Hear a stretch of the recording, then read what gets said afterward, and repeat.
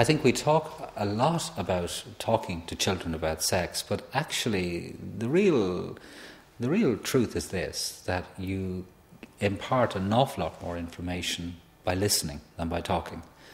You know, when you listen to questions that people have, when you say something, it's going to hit home to where it counts. The message that we give to young people about sexuality is contained in the way that we've always spoken about people. If we have always spoken with prejudice against a group, then we don't need to sit down and tell them we're not prejudiced towards that group. They've already learned where we're coming from. First thing is, are you comfortable talking in the place you're in? Secondly, do you know what the issues are for them? Can you hear their questions? Can you encourage their questions? Thirdly, to be open to sharing rather than just telling somebody. So making some reference to your own struggles with sexuality and sexual information, or intimacy or relationship, being liked, being close, getting a boyfriend, not getting a boyfriend, when you were growing up.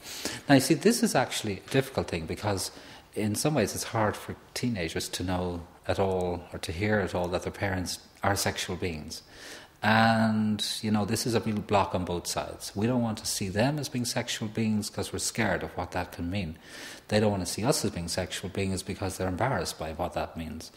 So there's a kind of collusion that let's pretend sex doesn't actually really exist in our relationship, in our family at all. We're beyond all that, you know.